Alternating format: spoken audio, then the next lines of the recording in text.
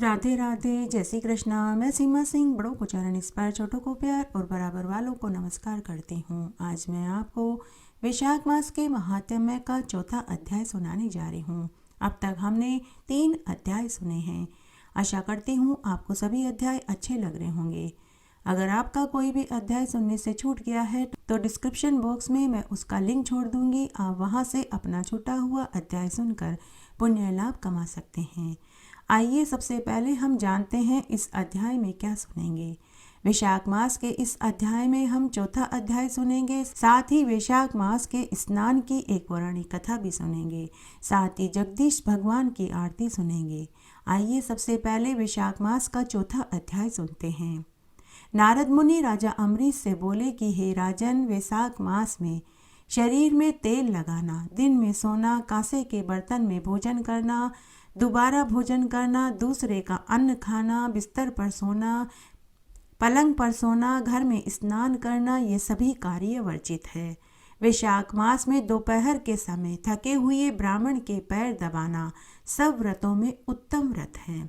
जो दोपहर में आए हुए थके ब्राह्मण को सुंदर आसन देकर उसके पैर दबाता है, उसे गंगा आदि तीर्थों में स्नान करने जितना फल मिल जाता है। वैशाख मास में जो स्नान नहीं करता और कमल पत्र पर भोजन नहीं करता, वह अगले जन्म में गधे की योनि को प्राप्त होकर बाद में खच्चर की योनि को प्राप्त होता है।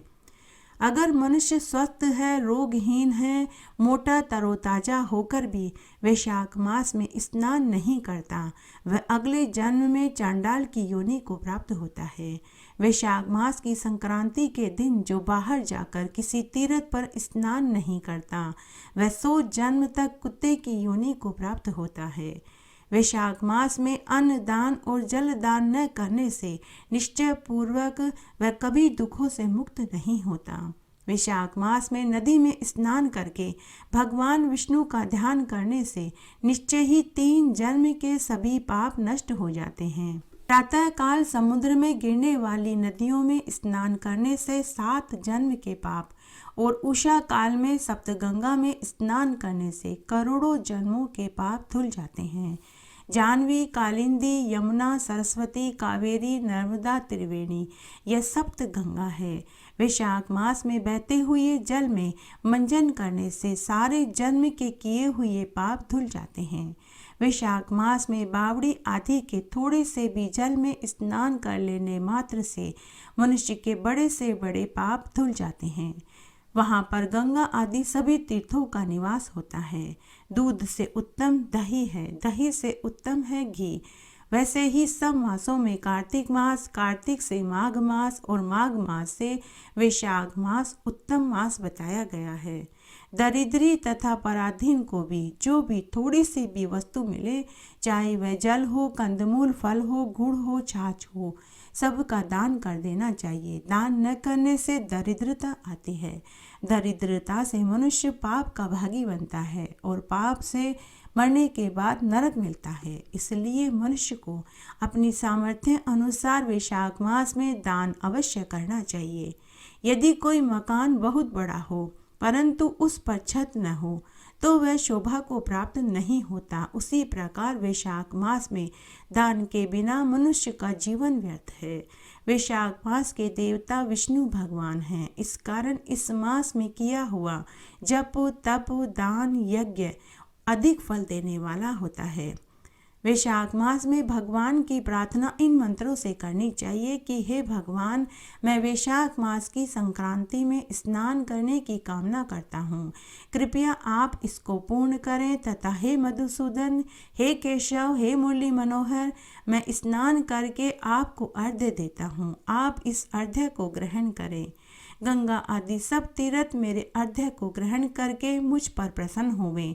आप समदर्शी पापियों पर भी कृपा करने वाले, हे देव, मेरे अर्घ्य को ग्रहण करें और यथाचित मुझे धन देवें, पुत्र पौत्र से मेरा परिवार भर देवें। इस प्रकार अर्घ्य देकर, स्नान करके, साफ वस्त्र पहन करके अपना नित्य का नियम करें और वैशाख मास में उत्पन्न होने वाले फूल और फलों से भगवान का पूजन करें और वैशाख मास की कथा कहानियों और महात्म्य को सुनें।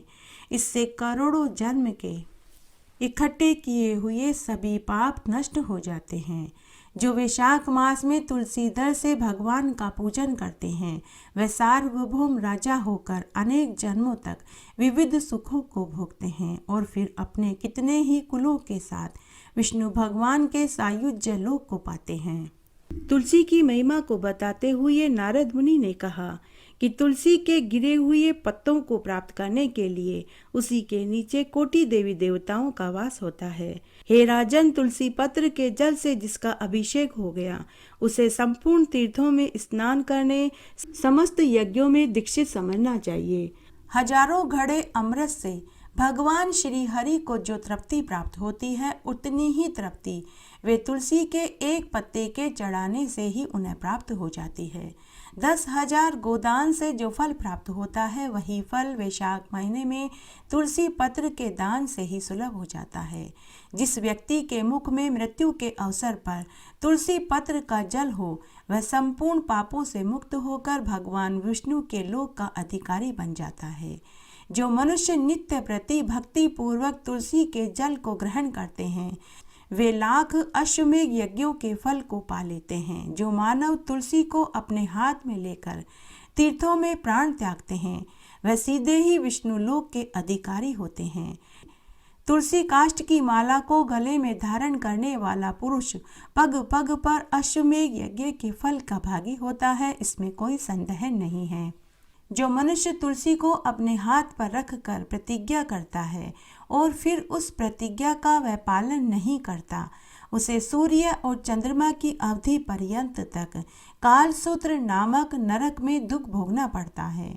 जो मनुष्य तुलसी के समीप झूठी प्रतिज्ञा करता है वह कुंभीपाक नरक में दुख भोगता है। वहाँ दीर्घ काल तक उस नरक में वह वास करता है। मृत्यु के समय जिसके मुख में तुलसी के जल का एक कण भी चला जाए तो वह अवश्य ही विष्णु लोक को जाता है। पूर्णिमा, अमावस्या, द्वादशी, सूर्य संक्रांति, मध्याकाल, रात्रि दोनों संध्याएं, अशोच के समय, रात में सोने के पश्चात, बिना नहाए धोए इन समयों में तथा तेल लगा कर के जो मनुष्य तुलसी के पत्र को तोड़ता है तो मानो उसने स्वयं भगवान श्री हरि के मस्तक को ही काट दिया हो। श्राद्ध, व्रत, दान, प्रतिष्ठा तथा देवार्चन के लिए तुलसी पत्र बासी होने पर भी 3 रात तक पवित्र ही मानी जाती है। पृथ्वी पर अथवा जल में गिरा हुआ तथा विष्णु भगवान को अर्पित तुलसी पत्र धो लेने के बाद दूसरे कार्य के लिए शुद्ध माना जाता है। हे राजन, यह मैंने तुम्हें वैशाख मास में तुलसी के महात्म्य को सुनाया। हे राजन, वैशाख मास में जो तुलसी के नामाष्टक पाठ का श्रवण करता है उसे भगवान विष्णु का सायुज्य लोक प्राप्त होता है। वृंदावनी, विश्व पूजिता, विश्व पावनी, पुष्पसारा, नंदनी, तुलसी और कृष्ण जीवनी, यह देवी तुलसी के 8 नाम हैं। यह सार्थक नामावली स्रोत के रूप में परिणित है। जो स्त्री पुरुष वैशाख मास में तुलसी की पूजा करके इन नामाष्टक के पाठ को बोलते हैं उन्हें अश्वमेघ यज्ञ का फल प्राप्त होता है। वैशाख मास में तुलसी की पूजा करने के बाद तुलसी के इन 8 नामों को बोल देने मात्र से ही उसके घर के ऊपर भगवान विष्णु के साथ माता लक्ष्मी का स्थायी वास होता है। देवऋषि नारद मुनि राजा अम्बरीश से आगे बोले कि हे राजन, वैशाख मास सब धर्मों, तपों और सभी मासों में उत्तम मास है। जब युग समाप्त हो जाते हैं तब प्रलय काल में भगवान एक से अनेक होकर सब जीवों को अपने उदर में समेटकर समुद्र में शयन करते हैं। इस प्रकार कल्प के बीतने पर वेद भगवान को जगाते हैं और भगवान उदर में स्थित जीवों की रक्षा करते हैं और उन्हें अपने अपने कर्मों का फल देने के लिए षष्ठी की रचना करते हैं। तब उनकी नाभि से त्रिलोकी का उद्धार स्वर्णमय कमल उत्पन्न हुआ। उस कमल के विराट रूप ब्रह्मा जी उत्पन्न हुए। फिर सत, रज, तम उत्पन्न हुए। फिर गुण, प्रकृति, मर्यादा तथा भुवनों के स्वामी रचे गए। फिर वर्ण आश्रम के विभाग, उसके बाद वेद, मंत्र, स्मृति, पुराण इतिहास रचकर ऋषि उत्पन्न किए गए, अलग अलग धर्मों का निर्माण किया गया, तब भगवान यह देखते हैं कि प्रजा अपने अपने धर्मों का पालन यथोचित तरीके से कर रहे हैं या नहीं।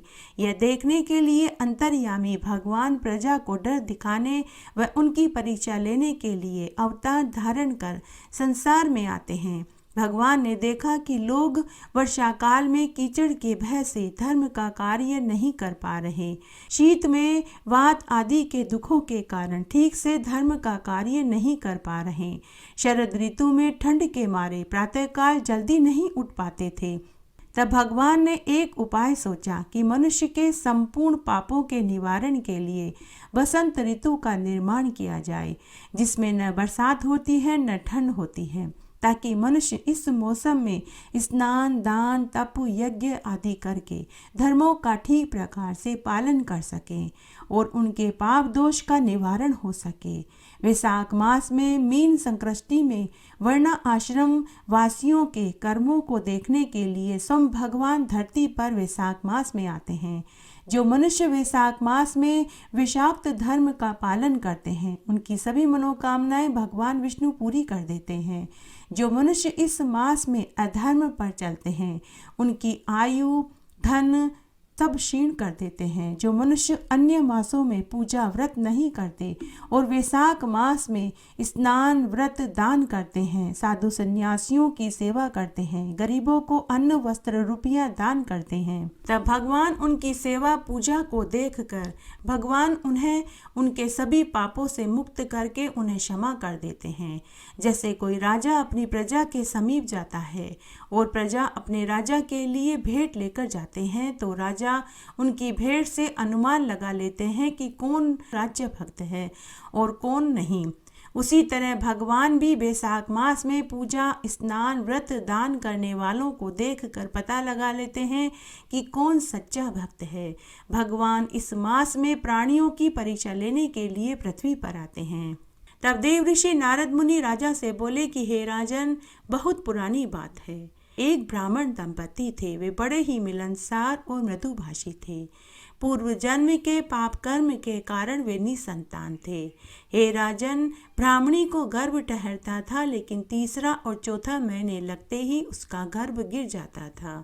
तब एक बार उनके घर एक पहुंचे हुए संत महात्मा जी आए, जिन्हें देखकर दोनों ब्राह्मण दंपति ने संत महात्मा जी को प्रणाम किया, बैठने के लिए आसन दिया, खाने के लिए कंद मूल फल दिए और संत मुनि के चरण धोए और उनके चरणों उद्दक को अपने सिर पर छिड़का।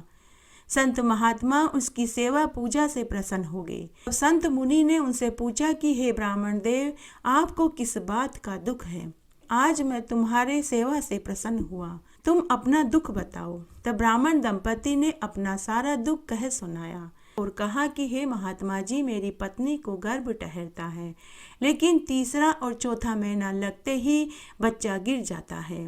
हे मुनिवर, अब आप हमें कोई ऐसा उपाय बताइए जिससे कि हमारे दुखों का निवारण हो सके।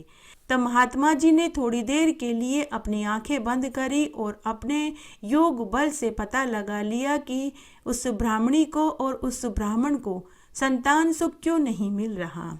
तब संत महात्मा ब्राह्मण से बोले कि हे ब्राह्मण देव, पूर्व जन्म में तुम्हारी स्त्री एक निम्न जाति की पुरुष योनि में पैदा हुई थी।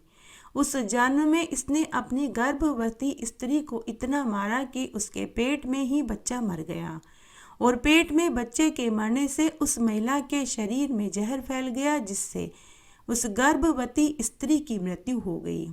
उस पाप दोष के कारण ही इसे इस योनि में स्त्री का जन्म मिला। उसी पाप दोष के कारण तुम्हारी स्त्री को औलाद सुख की प्राप्ति नहीं हुई। जो पुरुष अपनी गर्भवती स्त्री पर हाथ उठाते हैं, उन्हें यह पाप दोष भुगतना ही पड़ता है। तब वह ब्राह्मण बोला कि हे देव, आपने मेरी पत्नी के पूर्व जन्म का पूरा विवरण सुनाया, अब आप मुझे मेरे पूर्व जन्म के बारे में भी बताइए। तब संत महात्मा जी बोले कि हे ब्राह्मण, पूर्व जन्म में तुम एक गाय का पालन करने वाले ग्वाले थे। उस जन्म में तुमसे एक घोर पाप हुआ। तुमने वैशाख मास के समय में तुमने अपनी गायों को समय पर चारा पानी नहीं खिलाया, जिस कारण तुम्हारी गायों में से एक गाय की मृत्यु हो गई। तुम्हें वही दोष लगा है, उसी दोष के कारण तुम्हें भी औलाद सुख की प्राप्ति नहीं हो रही। दोनों ब्राह्मण दंपति अपने अपने दोष को सुनकर संत महात्मा के चरणों में गिर पड़े और करुण रुदन करने लगे। तब संत महात्मा ने कहा कि हे ब्राह्मण देव, तुम दोनों उठो, मैं तुम्हारे दुख को दूर करने का एक उपाय बताता हूँ। वैशाख मास लगने वाला है, तुम दोनों वैशाख मास में नर्मदा के तट पर एक मास समय बिताओ। रोज वैशाख मास में प्रातःकाल का स्नान करो, बड़ पीपल और आकड़े के पेड़ की पूजा करो, व्रत करो, दान पुण्य करो। इससे तुम्हारे पूर्व जन्म के सभी पाप धुल जाएंगे और तुम्हें औलाद सुख की प्राप्ति होगी। तब नारद मुनि राजा अम्बरीश से आगे बोले कि हे राजन, उसके बाद दोनों ब्राह्मण दंपति ने संत महात्मा के कथन अनुसार ही कार्य किया, जिससे उन्हें औलाद सुख की प्राप्ति हुई। वैशाख स्नान करने, दान पुण्य करने से मनुष्य के पूर्व जन्म के सभी पाप नष्ट हो जाते हैं। हे राजन, ये मैंने तुम्हें वैशाख मास के स्नान की एक पौराणिक कथा सुनाई। अब तुम और बताओ, तुम्हें क्या सुनने की इच्छा है। आइए अब हम वैशाख मास के स्नान की दूसरी कहानी सुनते हैं। एक बार बहुत छोटा सा गांव था। उस गांव में एक ब्राह्मण दंपति थे। ब्राह्मण रोज जंगल से लकड़ी बीन कर के लाता और शहर में बेचता था। उन लकड़ियों को बेचने से जो पैसा मिलता था, उससे वह आटा, दाल, तेल, मिर्च, नमक लेकर आता था। उसी से उनका गुजर बसर चलता था। तब एक बार की बात है, वैशाख का महीना लगा। तब उस ब्राह्मणी ने पूरे महीने वैशाख स्नान और व्रत करने का निश्चय किया। वह रोज अपने पति की लाई हुई लकड़ियों में से एक लकड़ी उठाकर घर के पिछवाड़े में रख देती थी। उसने पूरे वैशाख मास में स्नान किया, व्रत किया, बड़ पीपल और आकड़े के पेड़ की पूजा करी।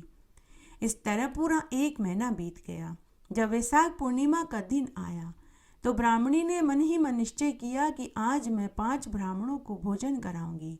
तब ब्राह्मणी ने अपने पति के जाने के बाद इकट्ठी की हुई लकड़ियों को लेकर बेचने के लिए निकल गई। जब वह राजा के महल के सामने से गुजरी तो राजा ने उसकी लकड़ियों को देखा, जो वैशाख स्नान और व्रत के पुण्य प्रताप से वे सभी लकड़ियां चंदन की लकड़ियों में बदल चुकी थी। लेकिन ब्राह्मणी को इसकी जानकारी नहीं थी। राजा ने ब्राह्मणी से उन लकड़ियों का दाम पूछा तो ब्राह्मणी ने कहा कि हे महाराज, आज मुझे 5 पंडितों को भोजन कराना है। बस इतना सा मुझे आटा, घी, गुड़ दे दीजिए। तब राजा ने उन लकड़ियों को खरीद लिया और उसे बदले में आटा, घी, गुड़ दे दिया। ब्राह्मणी सामान लेकर घर आई। उसने हलवा, पूड़ी, खीर बनाया और 5 पंडितों को भोजन कराया। भगवान विष्णु, राम, हनुमान, गणेश और कृष्ण भगवान सोम ब्राह्मण का रूप धरकर उसके यहाँ भोजन करने के लिए आए। जाते जाते उन्होंने उसके घर को ठोकर मारा तो उसका घर सुंदर महल में बदल गया और पूरे घर में अन्न धन के ढेर हो गए। जब पड़ोसियों ने यह देखा तो उन्हें बहुत चिढ़ हुई। तब पड़ोसियों ने उसके पति के कान भर दिए। पति ने घर में आते ही डांटते हुए पूछा कि यह सब दौलत कहाँ से आई। तो ब्राह्मणी ने सच सच बता दिया। ब्राह्मणी ने कहा कि हमारे ऊपर तो पंच देवता प्रसन्न हुए हैं और उन्होंने ही मुझे वैशाख मास के स्नान का फल दिया है। जब ब्राह्मण को सच्चाई पता चली तो उसने कहा कि अगले बरस जब वैशाख का महीना लगेगा तो हम दोनों जोड़े से वैशाख मास का स्नान करेंगे, व्रत करेंगे और खूब दान पुण्य करेंगे। घटती हो तो पूरी हो तो परवान चढ़े, भूले बिसरे नाम तेरे भंडार में भरे। आइए अब हम वैशाख मास के स्नान की एक पौराणिक कथा सुनते हैं। एक बार एक राजा था। वह हर साल वैशाख मास में स्नान, व्रत, पूजन, पाठ किया करता था। हर साल प्यासों के लिए प्याऊ खुदवाता, चिड़ी कबूतरों के लिए परिंदे भरता, जानवरों के लिए पानी के हौद भरवाता और योग्य पंडितों, गरीबों व जरूरतमंदों को तरबूज, ककड़ी, आम, छाता, जूता, ताड़ का पंखा, शीतल जल, शरबत पिलाता था। यह उसका नित्य का काम था। वह हर साल वैशाख मास में वैशाख धर्मों का पालन करता था। तब एक बार की बात है, एक बार एक राजा रानी अपने महल में अपने घोड़ों को देख रहे थे। अशुपति 2 दिन पूर्व ही नई नस्ल के घोड़े लेकर आए थे। तब दोनों राजा रानी की उत्सुकता बढ़ गई। वे उसी समय अस्तबल में पहुंचे और घोड़ों को देखने लगे। घोड़ों के टापों की आवाज दूर दूर तक जा रही थी। घोड़े अपने कठोर टापों से धरती को खोद रहे थे। तभी वहां एक छिपकली घोड़े के टापों के नीचे आ गई। राजा की दृष्टि उस पर पड़ गई। घोड़े के टाप से वह छिपकली का शरीर विदीर्ण हो गया। राजा को उस पर बड़ी दया आई। राजा ने उसी क्षण उस विदीर्ण छिपकली को कोमल पत्तों पर रखकर वहां से हटाया और घास पर बैठा दिया। तब राजा ने अपनी रानी से कहा कि हे रानी, तुम तुरंत भीतर से शीतल जल का लोटा लेकर आओ। राजा की आज्ञा पाकर रानी जल का लोटा लेकर आई। राजा ने शीतल जल छिपकली के ऊपर डाला तो उससे छिपकली की चेतना लौट आई। राजा ने वस्त्र गीला करके उसके कपड़े की पट्टी बांधी। तभी छिपकली को चेतना लौट आई। वह मनुष्य की आवाज में राजा से बोली कि हे राजन, तुम मेरे पूर्व जन्म को सुनो, जिस कारण मुझे ये छिपकली का शरीर मिला है। हे राजन, पूर्व जन्म में मैं एक ब्राह्मणी थी, बहुत सुंदर व यौवन लावण्यता से भरी हुई थी, लेकिन फिर भी मेरा पति मुझे स्नेह नहीं करता था। अन्य पराई स्त्रियों को घर बुलाकर व्यभिचार करता था। तब एक दिन मैंने ईर्ष्या और द्वेष में आकर अपने पति को वशीकरण करने के लिए एक वशीकरण करने वाले तांत्रिक महिला से चूर्ण लाकर अपने पति को दूध में घोलकर पिला दिया।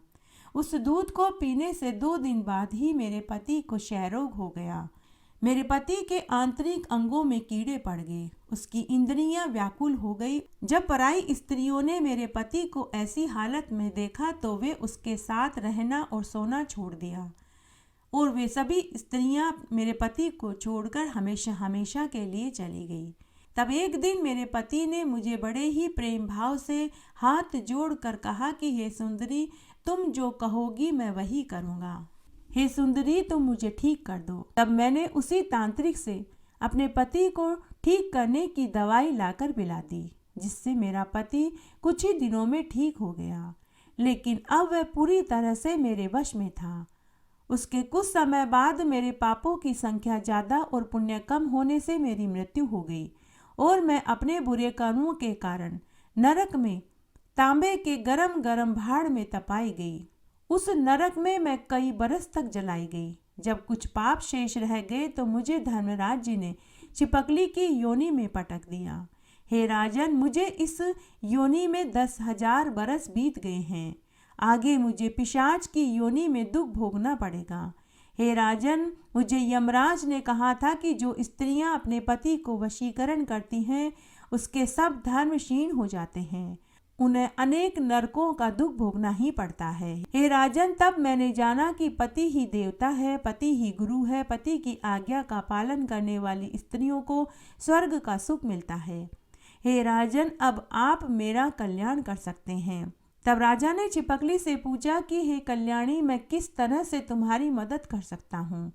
तो वह छिपकली बोली कि हे महाराज, आप अपने वैशाख मास के स्नान का फल मुझे सौंप दीजिए, इससे मेरा छिपकली की योनि से उद्धार हो जाएगा। और अगर आप गंगा के पुण्य संगम के जल को मेरे ऊपर छिड़क देंगे तो मुझे आगे मिलने वाली पिशाच की योनि से भी छुटकारा मिल जाएगा। हे राजन, जो मनुष्य वैशाख मास में भगवान जनार्दन का स्मरण भी करे तो वह पुण्य आत्मा हो जाती है। फिर वैशाख मास के स्नान, व्रत, दान, यज्ञ, हवन का तो कहना ही क्या। हे राजन, यह सारा महात्म्य मैंने यमराज के मुख से सुना था। हे राजन, आप मुझे इस पृथ्वी पर धर्म को साक्षात स्वरूप व यमराज के मार्ग का विध्वंस करने वाले प्रतीत हो रहे हैं। हे राजन, कृपा करके मुझ पर उपकार कीजिए। छिपकली की बात सुनकर रानी ने राजा से कहा कि हे स्वामी, सभी को अपने अपने कर्मों का फल स्वयं भोगना पड़ता है, आप इसकी बातों पर ध्यान मत दीजिए। तब राजा रानी से बोले कि हे रानी, आपके मुख से यह बात शोभा नहीं देती। पापी धूर्त मनुष्य ही स्वार्थ की बातें करते हैं, लेकिन साधु पुरुषों का आचरण तो दूसरों के उद्धार के लिए ही होता है। सूर्य, चंद्रमा, मेघ, पृथ्वी, अग्नि, हवा, जल सबको बराबर मिलता है। चाहे वह मनुष्य पापी हो या धर्मात्मा हो। हे रानी, राजा हरिश्चंद्र ने अपनी ही पत्नी व पुत्र को बेचकर चांडाल के दास बने, परंतु वे अपने सत्य से नहीं डिगे। उनके सत्य से खुश होकर देवताओं ने उन्हें स्वर्ग प्रदान किया था। लेकिन राजा हरिश्चंद्र ने देवताओं से कहा कि आप मुझे स्वर्ग देने की बजाय मेरी प्रजा को, मेरी स्त्री व पुत्र को दे दीजिए। मैं उनके पापों को भोगने के लिए यहीं पृथ्वी पर रहना चाहता हूँ। तब राजा हरिश्चंद्र की वजह से पूरी प्रजा पाप मुक्त हो गई और सभी स्वर्ग में चली गई। राजा हरिश्चंद्र बिना अपनी प्रजा के स्वर्ग में जाने को भी तैयार नहीं हुए थे। तब सभी देवताओं ने राजा हरिश्चंद्र के साथ पूरी प्रजा को स्वर्ग का सुख प्रदान किया था। हे सुंदरी, उसी तरह दधीचि मुनि ने भी देवताओं के कहने पर अपनी हड्डियों का दान कर दिया, ताकि उन हड्डियों से शस्त्र बनाया जाए और दैत्यों को मारा जा सके। उसी तरह राजा शिवी ने कबूतर के प्राण की रक्षा के लिए भूखे बाज को अपना ही मांस खाने को दिया था। हे रानी, जिमूत वाहन राजा ने सर्प की रक्षा के लिए अपना जीवन समर्पित कर दिया था। हे देवी, तुम तो एक क्षत्रिय रानी हो, तुम्हें ऐसी बात नहीं कहनी चाहिए थी। हे रानी, बादल पवित्र और अपवित्र दोनों स्थानों पर समान ही बरसात करता है, इसलिए मैं भी चिपकली को अपने वैशाख मास के स्नान और व्रत का पुण्यफल देकर इसका उद्धार अवश्य करूंगा। तब रानी हाथ जोड़कर राजा से बोली कि हे स्वामी, मैं तो सिर्फ आपकी परीक्षा ले रही थी कि कहीं आप कमजोर तो नहीं पड़ जाएंगे। हे महाराज, अगर मेरी बातों से आपको कष्ट हुआ है तो मुझे क्षमा कर देना। उसके बाद राजा ने गंगा जल हाथ में लेकर अपने वैशाख मास के स्नान और व्रत का संकल्प करके उसका पुण्यफल चिपकली को सौंप दिया और गंगा जल चिपकली के ऊपर छिड़क दिया, जिससे उसी क्षण चिपकली ने अपना शरीर त्याग दिया और दिव्य शरीर धारण करके रेशमी वस्त्र, कीमती आभूषण पहनकर दशों दिशाओं को प्रकाशित करती हुई राजा की आज्ञा पाकर स्वर्ण के रथ में बैठकर हमेशा हमेशा के लिए बैकुंठ का सुख भोगने के लिए चली गई। तो यह है वैशाख मास के स्नान का पुण्य। नारद मुनि राजा अम्बरीश से बोले कि हे राजन, वैशाख मास में जो मनुष्य भगवान के निमित्त किसी इष्ट वस्तु का त्याग करता है तो उसे अनंत कोटि गुना फल प्राप्त होता है।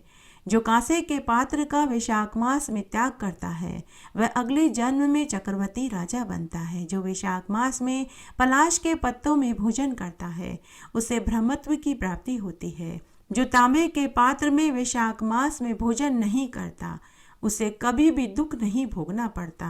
वैशाख मास में आक और बड़ के पत्तों में एक समय शाकाहारी भोजन जो करता है वह अनंत कोटि गुना फल को प्राप्त करता है।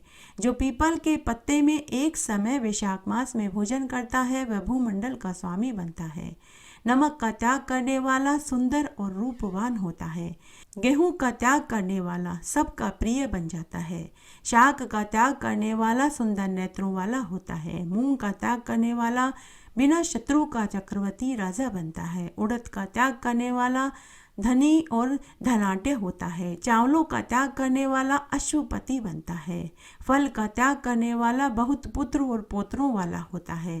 तेल का त्याग करने वाला रूपवान होता है। घी का त्याग करने वाला महासुखी होकर मुक्ति और भुक्ति को प्राप्त होता है।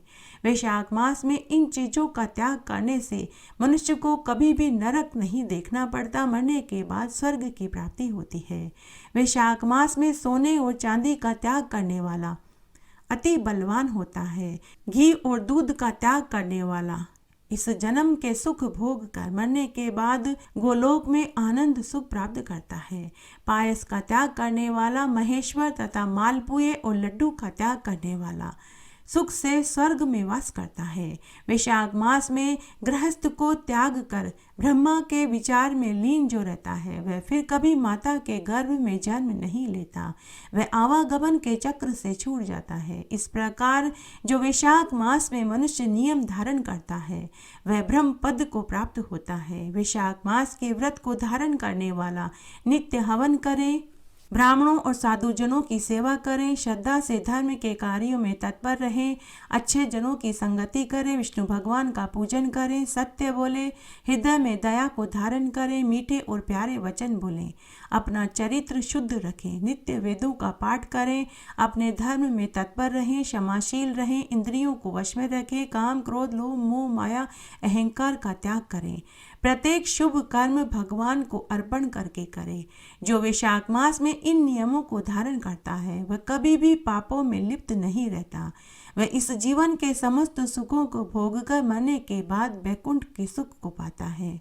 नारद मुनि राजा अम्बरीश से आगे बोले कि हे राजन, जो वैशाख मास में स्नान और पूजन कर्म के समय भगवान विष्णु के सामने घंटानाद की ध्वनि करता है, अब तुम उसके पुण्य फल को सुनो।